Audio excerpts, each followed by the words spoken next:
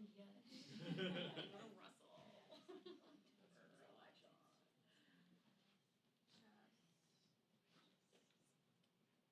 Legendary, I love that that's there. Conscious executions.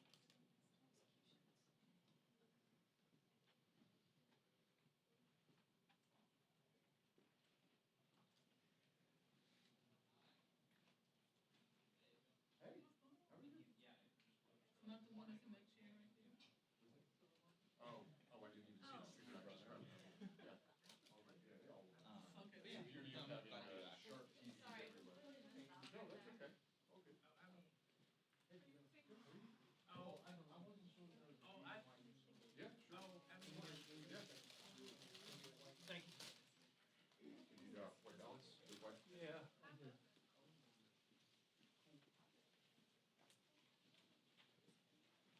You need the audio? Sure. Yeah, I'll use it. Page. Yeah, I'm just getting. Yeah, just wanna double check. Thank you, sir.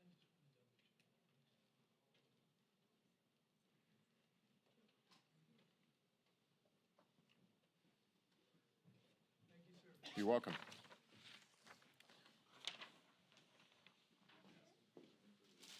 I'll do one.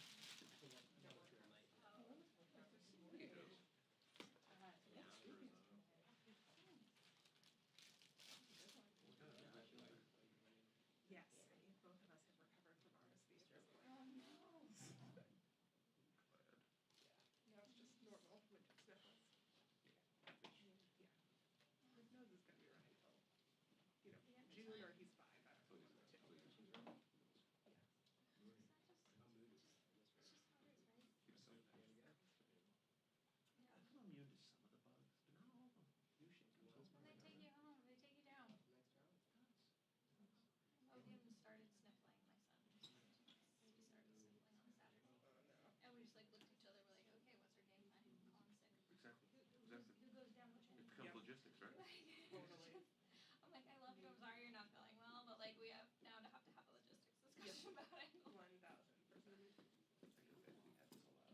My kids were old enough to understand. My throat hurts. Okay, who's staying home from me? Oh, my throat still Rock, hurts. paper, You're like, scissors. that's secondary. We I got care their about your problems throat. first. Screw your throat. It's secondary. Yeah, totally. Totally. They must have been happy to have you back. Your wife must have been happy to have you Yeah, back. she was on the equipment program, but she hated me out there for 9 days. It's rough. Like, I'm not having beers with the guys. Yeah. I'm working. But it doesn't matter. At one point, I was talking to my dad. And he hadn't been out for a couple of days.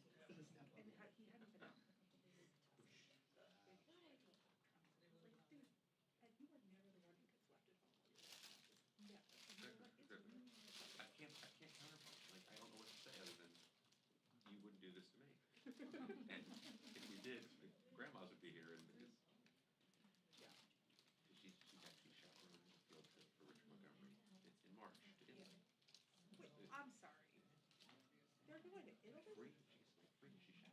I went to like Six Flags when I was there for physics class. We had an Oh, assignment. to Largo. They're going to Italy. What? Wait, She Italy? jumped me. I was like, you'll be gone for 9 days. I'm like, I will have to use 9 days of vacation to watch the children, or we're gonna have your mom come down. Yeah. And the I'm on the edge. What? Her mom's gonna come down. Well, she's not gonna, she ran it solo while I was down. No, you can't. Because you're going to Italy. No, not unless it's like in the 2-week period. And also, you don't want to blow your entire I vacation. don't want to blow our entire vacation. Yeah. And so she's, Okay, but we need to go back to why they got to the way that we're once we keep doing. just going too, man. Just going to. What about the sea? No. Wait, why are they going to Italy so bad? It is something they do. Apparently it's a senior trip and the kids all, Is it just IB? Is it? so it's gonna be some IB, but it's not exclusive to Penn. Kids have got the resources. Yeah. But the teachers, it's racking for them. They can go for free because they're expensive. The kids. Yes, totally. Like, you'd be stupid not to go to school as a kid and enroll. I gotta talk to you. It's very much. Yes. Since they were born, Yeah. 12 to 9 years ago. So say she's looking forward to this time. Sure. Who's chaperoning you? Who's watching you? Hey, You can wake up. that's ready. But I think my exposure was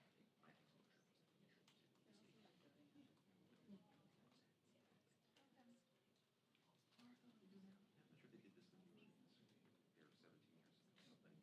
17 years ago, something. Nope. Totally Rockville Pike for $20 a day. Yeah.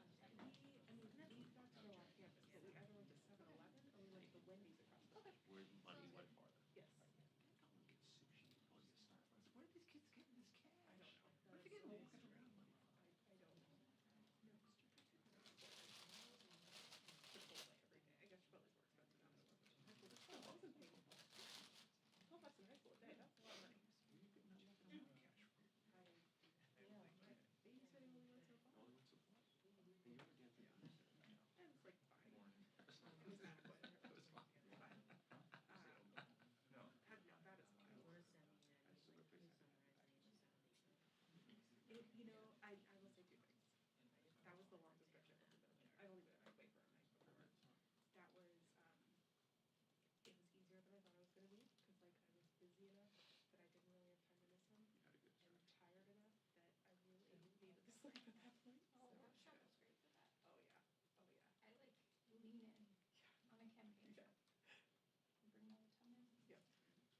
Got that early. I DoorDash like to my hotel room and Netflix. Yep, Yeah. that was Campaign great. trips are Yep. We're going out for drinks today. I'm not. Yeah. I'm going. I got a bed. And and a then pillow. I stay at a hotel that has a bar and then I'll order drinks, I'll take them back to my Yep, room and yep. have a whole strategy. And then this past weekend, my father-in-law had knee surgery the day after the election. So we drove up to Jersey. So like Thursday, busy day here. And I was like, oh, the last thing I want to do is drive up to Jersey right now. We're gonna push through. We did it. Get there. And then we realized we can leave Rom at my in-laws and sleep in the building. There it is. There it is. So instead of coming back Saturday night, as we originally talked about, we came back Sunday afternoon instead because we're like, yeah, we're gonna do this for one more morning and get the rest. And it was great. So that was good. But yes, he was very excited when I picked him up on Thursday. Big smiles when he saw me through the door. Oh. Yeah, it was the best. Apparently Does he run, like give running hugs yet? He, 'Cause yeah, that- yes, he is there. And apparently he went and hugged another kid's mom yesterday, and then Haven't seen her her daughter since. got jealous. And then Rom and Evan hugged each other. I don't know, it was like apparently the whole thing. Found it very cute. Lots of fun. Embrace the joy of the stage. That's nice. It's so nice. I know, it's great. So I can run out after two. Yeah, very joyful. That's what I should say for he's not so joyful. When does this stop? Please tell me. Well, now, Be nice, be Logan nice. tells us when his diaper needs to be Yeah. changed. Look at that. Great, you're Vocalize. like, okay, are you ready to go to the bathroom, sir? Yeah, he reached into his diaper. Oh, no. Yep. Oh, there it is. And then was like, oh no, oh no, oh no, Oh, let's no. not start this. No. My friend told me she buys the zipper pajamas in a size faster and then she zips them with the zipper around his back, so he can't do it. Oh, Who's like, you know, yeah, unsupervised. yeah. They He's are so- smart. he's so nice. So like they sold like our No, toilet he's on a which bed. is Okay. squarely in the With a, district. well, it's not a bed, it's a mattress on the In ground. Yeah. 2016 He's 21, but road. yeah, we did They before moved bed. like just outside. He the started line, doing this so when it he started started to to do line. lines, so we switched. But So yeah. yeah, so have I am a no little worried trouble. about the amount of freedom But he has. my room at this house Now is that he's actually. acknowledging, oh, he says pooper. Uh-huh. The other day he was in the, So when the I- other day he was in the tub. I was like, oh, hell no. No, no, no, no, no, no, no, no, no. About me and his face, but like, It's just so like, wild. how did you Like, figure out so that they big. changed this environment? This guy now that acknowledges You can really just feel it. helicopters, like it's just wild. Mhm. It's wild to show him something I that, feel a little bit better. like, about this. I feel a little Mhm. better about this. like trains. It's, Yes. And then he Like, sees that's it in a real train. life. What? The day that he started rereading through Zoo, and he sees the monkey in the book, and he points to the monkey on his wall, and you recognize those are the same thing. That is, Yeah, that's the curiosity Oh, at yes. that age. yes. And You they're get just you. so sweet, so cuddly. He asks to be walked at night. I'm like, oh, the picture is really cute. It was. He was late. I think he's just procrastinating to go Sure, to bed, but like sure. 100% will do it no matter what. It's so adorable. I'll take it. And then the second day we were there, They, I had a it was, window that was like they, facing I don't think could get them over here. building and like the building was kind of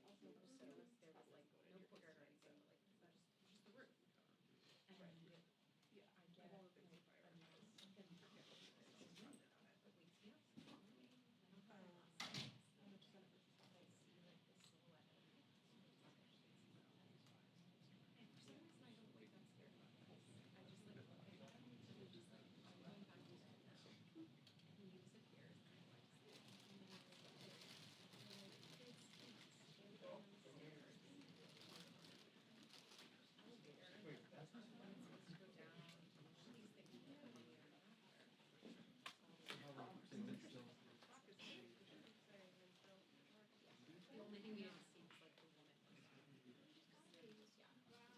Yeah. That's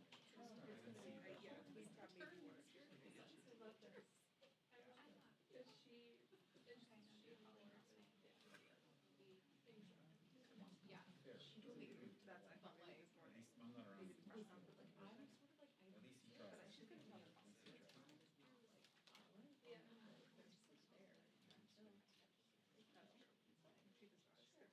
but she's gonna tell the boss. They're just like, they're just like there. She does not. You think I would say? Yeah, no, I don't. I totally agree with you.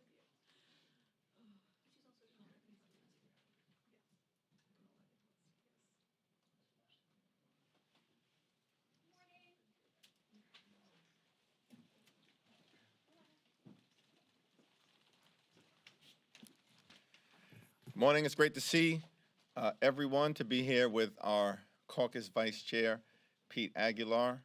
At the caucus meeting earlier today, we centered it around introducing more than 30 new members who are on their way into the 118th Congress. It was buoyant, it was triumphant, it was enthusiastic. The House is about renewal. All 435 members up for re-election or election every 2 years. And we're excited by the talent, the energy, the ability that will be joining the House Democratic Caucus in the next Congress. We're also excited that so many of our frontline members who were in incredibly tough races, hundreds of millions of dollars spent to try to stop them from coming back to Congress. And almost every single one of our frontline members are returning to continue to do the business of the American people. House Democrats get stuff done. We deliver lower costs, better paying jobs, safer communities. We put people over politics. And the American people have recognized that. Under the most challenging midterm conditions possible. But the American people recognize that. And the other side of the aisle is in complete disarray. Vice Chair Pete Aguilar. Thank you, Mr. Chairman. As the chairman mentioned, the caucus meeting was fun. It was lively. Hearing the biographies and the resumes of our new colleagues really just reinvigorates the energy of the caucus. We'll have an opportunity to pay our respects to those who are retiring and moving on, but the energy was fantastic, and we congratulated all of our colleagues on their hard-fought success while we continue to count votes. But it was very clear that voters across this country rejected abortion extremism, they rejected extremism when it comes to democracy, rejected individuals who want to cut Social Security and Medicare, and they rejected MAGA candidates who continue to put our country and our democracy at risk. The American people clearly want us to work together. They want us to solve problems. And that's the moment that we're in now. We have a chance to make continued progress if Republicans are willing to work together, or they can choose a path of partisan investigations that will send a clear message to the American public that they don't deserve to ever hold a majority. We're going to continue to work hard, as the chairman mentioned, to lower the costs of everyday Americans, to reduce our dependence on fossil fuels. Those are the priorities of the House Democratic Caucus and will continue to be the priorities of the caucus moving forward. Thank you so much. Thank you, Pete. Questions? Chairman Jeffries, you said that the House is about renewal. Does that include the leadership of your party going forward?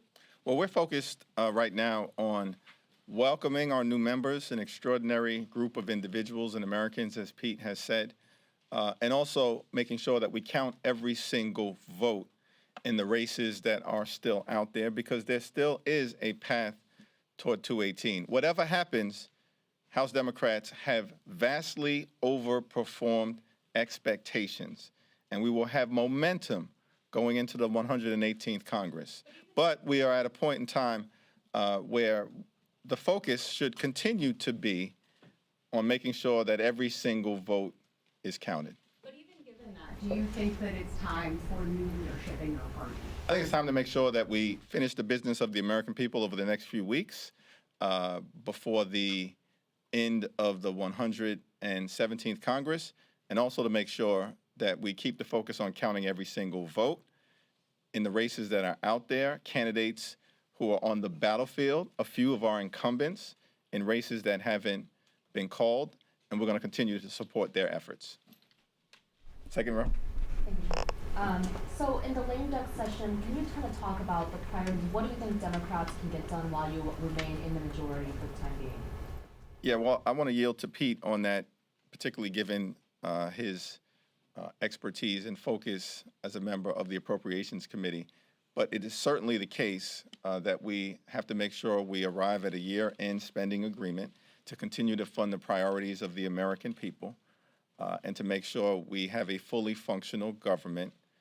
I believe that Speaker Pelosi and Leader Hoyer, Leader Schumer, President Biden have talked about some of the issues that they'd like to see resolved. We have to stand up for the people of Florida and Puerto Rico who've been devastated by natural disasters, make sure that there's a sufficient amount of COVID funding that is available to be able to continue to beat back the pandemic. President Biden has done an extraordinary job of working through this once-in-a-century public health crisis, and we want to make sure that that job can be completed. We also have to stand with the free world and the efforts of the Ukrainian people to push back against Russia and Putin and aggression and totalitarianism, and I expect that additional funding for Ukraine will be part of any year-end agreement. Yeah, I think all of that's right. I think the chairman hit the points that are important. Funding government and making sure that Rosa DeLauro and our colleagues in the Appropriations Committee have the ability to continue to negotiate. I think those conversations continue at this point. The emergency supplemental that will be needed for Florida and Puerto Rico. Obviously, the aid to Ukraine. We hear a lot of talk on the other side of the aisle now about conditions that they might want in the future related to that. Our support for Ukraine is unconditional, and we want to make sure that we honor that. Clearly, and Leader Hoyer mentioned it this morning as well, a fix for DACA. The courts have put DACA at risk moving forward, and we want to make sure that we offer the ability for these individuals who have had DACA status and are American in every way except a piece of paper to continue and to have, hopefully, a legislative solution to a path to citizenship. The Democratic Caucus has led on this issue from the original DREAM Act to the USA Act, to the discharge petition when Republicans were in control, to the Dream and Promise Act that we have passed, to the U.S. Citizenship Act that has been introduced by Linda Sanchez. I mean, we have time and time again stood on the right side. We're waiting for Republicans in the Senate to do the same. We need 10 votes, and I'm sure that Senator Padilla, Senator Menendez, Senators Cortez Masto, and Ben Ray Lujan, as well as Chairman Dick Durbin, are working on these issues as well. But we hope that they can resolve them, and we stand to be willing partners in that discussion moving forward. And for Vice Chair Aguilar again, Donald Trump just clearly demonstratively snubbed the January 6th committee. The deadlines came, and you all didn't have a clear path of next steps ready to announce. What do you do now? Well, I think it's been pretty clear from the individuals that he associates as well that he was not interested in cooperating with our subpoena. We have proven that there are consequences to individuals who don't comply. And I think, we'll eventually, continue to have the next word, on these issues. And we stand ready to work and continue to work through the final report that will be out between now and the end of the year. And, really our effort has been so nonpartisan. And I think that's the legacy of the committee, is that we're going to continue to move forward, engage in this process, put together a good work product, do it together, So we understand that the former, occupant of the White House, clearly made some decisions to snub us yesterday. We're confident in our work, and that history will judge the work that we've done to hold him and individuals around him accountable. Chairman Jeffries, what about the debt ceiling? Have you got any plans to try to take care of that in the lame duck? I think the leadership of both the House and the Senate has indicated that it's something that we need to take a look at. And here's why. Extreme MAGA Republicans, led by the so-called leadership on the other side of the aisle, have said that they're going to hold the economy hostage, potentially blow the whole thing up. Why? Because they want to detonate Social Security and Medicare for tens of millions of Americans. Now, it's that type of extremism that was just rejected by the American people all across the country. But they don't get it. They'll never learn. And so I think it's going to be important for us, responsible members of Congress, led by Democrats in the House and the Senate, to address this existential threat to the economy, to everyday Americans, certainly to Social Security and Medicare. What was leadership's message to new members this morning about their future in leadership? The focus today was on discussing a few of the items that we expect to be taken up over the next several weeks that are of importance to the American people. But as Pete has indicated, as I've indicated, it was just really a warm and triumphant space. Seeing so many of our frontline members back in the Congress preparing to continue to serve after surviving incredibly well in tough elections, notwithstanding the fact that the other side of the aisle had been measuring the drapes for a so-called red tsunami for the last 2 years. But they're back. And to see so many dynamic colleagues ready to do the work. That's the difference. Democrats get things done. We actually want to make life better for everyday Americans. And we've done a pretty good job of doing it. The American Rescue Plan, Save the Economy, Shots in Arms, Money in Pockets, Kids Back in School, the Infrastructure Investment and Jobs Act, millions of good paying jobs created. Also to fix our crumbling bridges, roads, tunnels, airports, our sewer and water system, our mass transit system, high-speed internet access in every single community.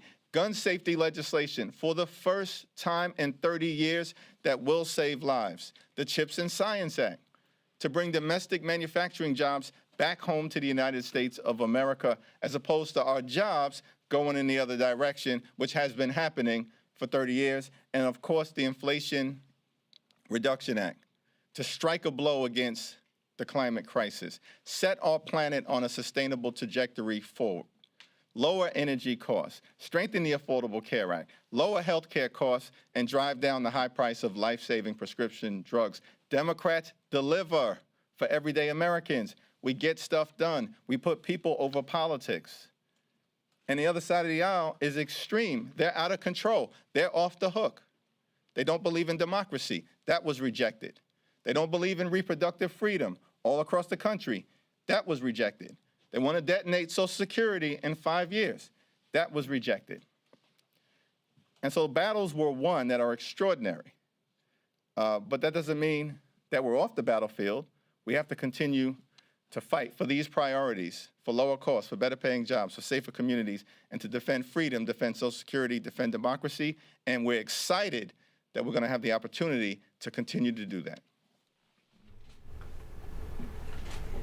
You talked about how last Tuesday Democrats overperformed their expectations, but one place that Republicans were able to see some gains was in your home state of New York. It looks like the House majority is going to come down to a handful of seats. What do you make of the fact that those split seats in New York really could have been majority makers for Democrats, and why did that happen in New York? Yeah, we'll see what the final margin is. As I indicated, we still have a pathway to 218. But I do think some of the conversations that are happening in New York right now are going to be important. I've suggested that there should be an after-action analysis with a focus on the state Democratic Party, a focus on some of the statewide campaigns, and try to figure out what happened in Long Island, what happened in the Hudson Valley, More importantly, how do we fix it? Assess the situation, but don't agonize, organize, and prepare for what comes next. So Donald Trump is likely going to announce that he's running for president. Do you want Joe Biden to be the Democrat who runs against him in this upcoming cycle? Joe Biden is a big and clear winner. Everyone said that President Biden's agenda is too ambitious. He wasn't elected to do all of these things. The American people will reject it. Everything that we've done is incredibly popular. And our frontliners ran on that policy agenda, and so did our candidates. Why shouldn't Joe Biden? He said he's going to make a decision over the next few months. I'm hopeful that President Biden will seek re-election, and I look forward to strongly supporting him. Pete?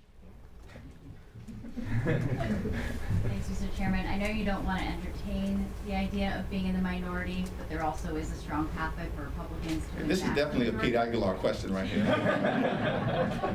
I do want to ask, Republicans have more or less said publicly, definitely privately, that they will need your help to pass a number of must-pass legislation next term if they are in the majority. Have you had Republicans reach out to you in recent days to try and forge relationships? Are you open to forging those relationships? And should the caucus be open to working across the aisle? I think Speaker Pelosi has always made clear, and the leadership within the House, every single member of the House Democratic Caucus, some of our accomplishments that have been extraordinary during the current 117th Congress have been bipartisan in nature. We've consistently indicated a willingness to work with Republicans to get big things done. In fact, that was the case going back to the prior presidency. We worked with the administration to get the First Step Act done under a Republican House, Senate, and a Republican presidency to strike a blow for criminal justice reform in a way that brought both sides of the aisle together. We worked together with Republicans to pass the U.S.-Mexico-Canada trade agreement on President Trump's signature political issue. But we worked with him because we understood it was the right thing to do for America, for organized labor, for working class and middle class folks. And so I think our track record speaks for itself. We are always guided by doing the right thing for the American people. I think that's the metric of this caucus is, does the policy help our communities and does it help our country? As the chairman mentioned, his own leadership on the First Step Act, the work that we have done in prior administrations, I think should speak for itself. I personally led some efforts to solve DACA when Republicans were in control, joined with Republicans who supported a discharge petition to force bills to the floor so we can have resolution on this. I think 19 Republicans joined a discharge petition against their own leadership to do it. So we've got, relationships and we can have conversations with individuals across the aisle when the policy is right and when the policy matters. But if Republicans are going to engage in the continued extremism that we've seen over the past few years, then I don't know if there's, an appetite. The policy is going to have to dictate that, but they're going to have to work to silence their extreme voices within their own caucus when it comes to achieving results for the American people. Because when it comes to the infrastructure bill, when it comes to these big pieces of legislation, those have always been bipartisan. And we hope that there are bills in the future that meet that threshold. But I don't know if this leadership on the other side of the aisle can string together enough willing participants to do that. But we're going to hold out hope because the American people want us to work together. I think that was a resounding message from last week, and we're always going to hold out hope that this new Congress can operate in that same way. Go back to this side. In the wake of the attack on Paul Pelosi a couple weeks ago, I'm wondering what sorts of conversations leadership, the caucus is having about security for members, and if there's discussion of possible affirmative steps to increase security for members. Well, the two relevant committees in that regard are the House Appropriations Committee and House Administration Committee, so I'll yield to Pete. But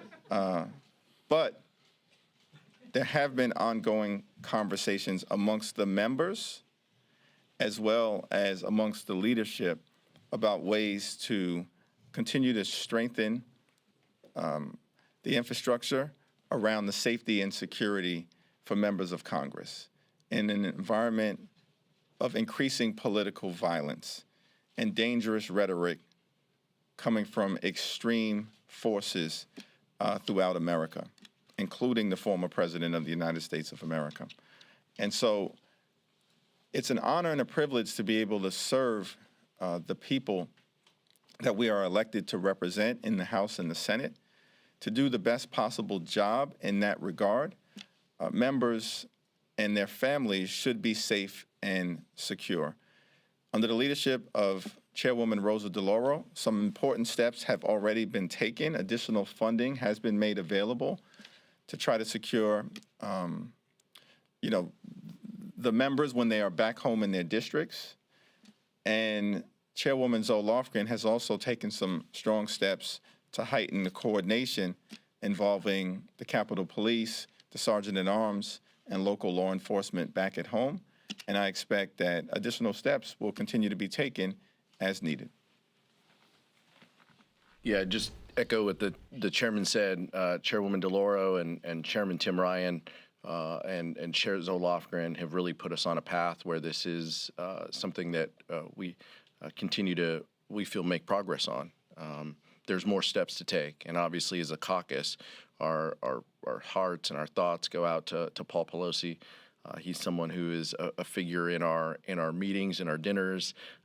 He is a frequent guest, and we spend a lot of time with members of the leadership and their families, and so we're thinking about him in these times as well. As the chairman mentioned, this hot rhetoric is troublesome and worrisome, and I can tell you. One of the things you've heard me say before is I don't talk about member security, and that's going to hold true. But I will tell you, this continues to be a topic among members. Members are concerned. New members are concerned, and we need to do everything we can to help that. We need to talk about the local coordination efforts that are available to them.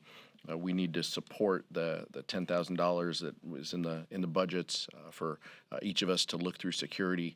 We need to hope that Republicans join us in ensuring that something like that continues in future Congresses, and that should be a bipartisan issue. So those are our hopes, and we're going to continue to work within the committees of jurisdiction to ensure that that gets done. But this is something that members continue to talk about often. Question of interest to the business community. There's talk of a tax standards package, research and development, amortization, and then some Democrats talk about child tax credit. Do you see that as a possible lame duck item that gets passed? Well, it's my understanding that there are discussions. Those discussions are going to presumably be led by Chairman Richie Neal. I have great faith and confidence in him to try to negotiate something that makes sense for the American people, for American families, but also for the economy, for commerce, and for businesses that are committed to creating good-paying American jobs. Anything else on this side? No. Circling back to New York, do you think Jay Jacobs should go as chairman of the Democratic Party? I think we need an after-action assessment of what went right, what went wrong, and what can be done better. That should focus on the institution and not any one particular individual at this point in time. Congressman Cuellar said he got calls from allies of Leader McCarthy trying to get him to switch parties. I'm wondering if your side has done any outreach to any Republicans, and assuming Republicans take the majority, maybe a narrow one, would you guys try to work with breakaway Republicans to elect some sort of consensus speaker? I think that's all premature until we have some definitive resolution on who gets to 218. But think about this for a moment. And I know for a fact that outreach has taken place to Representative Cuellar. The nerve of these individuals, and how desperate are they, that they literally just spent millions of dollars mischaracterizing Henry Cuellar's leadership and talked about the emergence of a red wave in the Rio Grande Valley, then get wiped out by Cuellar and Vicente Gonzalez and want to run to them saying, we need your help because we're struggling, because the American people rejected our extremism, because they saw us for who we are and are not confident, despite all of the gerrymandering that took place across the country, including in Florida, which may actually be decisive, but we'll see what happens at the end of the day. This wasn't an effort that they've earned at all. And now we see how desperate they are, reaching out to members like Henry Cuellar, literally days after he just defeated millions of dollars spent against him.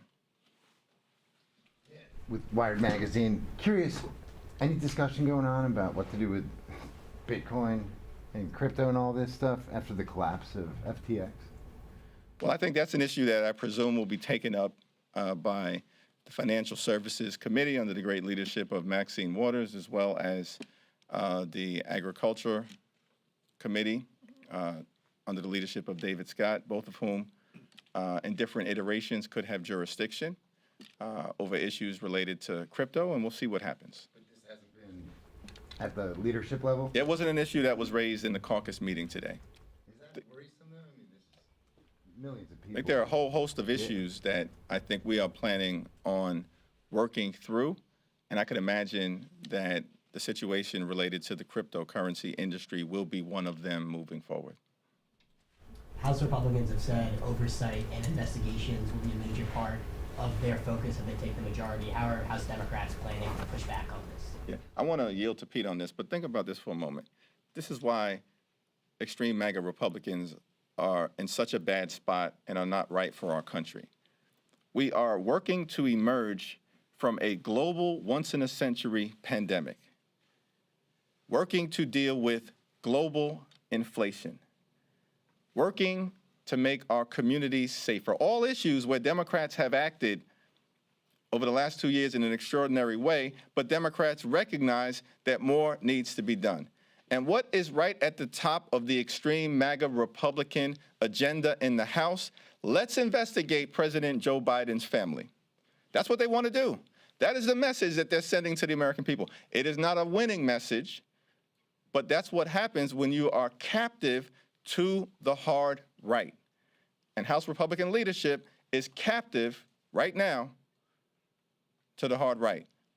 And the situation didn't get easier based on what happened in the midterm election. It got harder for them. At the same time, Democrats are going to continue to focus on kitchen table, pocketbook, bread and butter issues like lower costs, better paying jobs, and safer communities for the American people. I think it's very telling that the Kevin McCarthy applause line, he wants in his job interview is that he's going to, defund the January 6th committee and send that money over to, investigations. That's who he's speaking to. He's speaking to the House Freedom Caucus because he needs to count these votes. He's not speaking to the issues that the American public want addressed. He's not speaking about the economic issues of the day. He's not speaking about how we make communities safe because he's trying to string together the number of votes to be leader. And I think it's an unfortunate state of where our politics is on that side of the aisle. But we're not going to be deterred. Our values are going to be the same. Our focus is going to be the same. How do we stabilize these issues? How do we make life better for Americans and working class individuals in our communities? That's what our focus is. All right, last two questions. Given that Democrats don't really want to discuss the leadership situation until after your races are called, that might take a few days, maybe longer, and then you guys are out for Thanksgiving, and your leadership elections are currently scheduled for November 30th. Is there any chance you guys might push that back a little further, or is that date set in stone? Yeah, there's no plan to change the date of the leadership elections, and more importantly, the organization in preparation for the 118th Congress that will take place beginning on Wednesday, November 30th. All right, we got two more questions. We'll take the last two, yeah. All right, third row, and then we'll go back I to the appreciate second. it. Yeah. Thank you.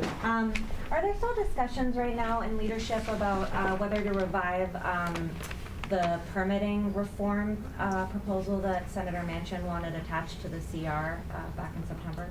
Yeah, that issue may have come up in the Senate discussions. I think that's a question perhaps best directed to Leader Schumer or Whip Durbin, but it didn't come up in any of the conversations that we had earlier today in the caucus. Thank you. And with the former president's announcement coming as soon as tonight, does this make it more urgent for Democrats to pass legislation like the Electoral Count Act or for the January 6th Select Committee to wrap up its work?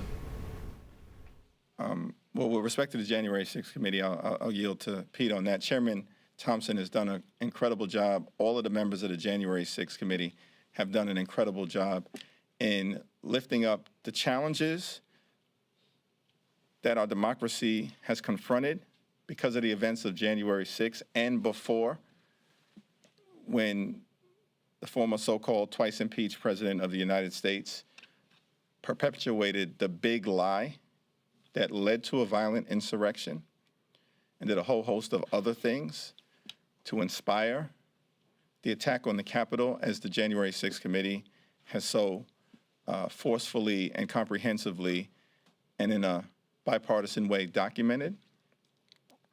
But the interesting thing about the former president, who apparently is going to make an announcement today, which is kind of extraordinary, the so-called GOP red wave turned into a red wedding for extreme MAGA Republicans and election deniers in race after race after race all across the country. Here's the Republican response. The cult leader should run again. And we're going to double and triple down on extremism. We're going to double and triple down on a nationwide abortion ban. We're going to double and triple down on attacks on our democracy, and we want to eliminate Social Security and Medicare. That's extraordinary. But that is the modern-day Republican Party, as compared to Democrats who deliver big things for the American people on the issues that matter, including around the economy, job creation, lower costs, and safer communities. There isn't anything that the twice impeached president can do that would impact the January 6th work that we have ahead. Like I said, this has been nonpartisan work under the leadership of Chairman Benny Thompson and Vice Chair Liz Cheney. We look forward to our work product standing the test of time and speaking for the day of January 6th and what led up to January 6th. We look forward to the conclusion of that work. Our view has always been that this was a select committee that serves at a point in time only for this Congress. That has always been our focus and our goal. New information came up that necessitated more hearings, that bumped back the final report a little later than maybe we would have wanted. But we want to make sure it's fulsome. We want to make sure it's right, and nothing that goes down in Florida is going to affect our focus on that. Thank you so much. Thank you, everyone.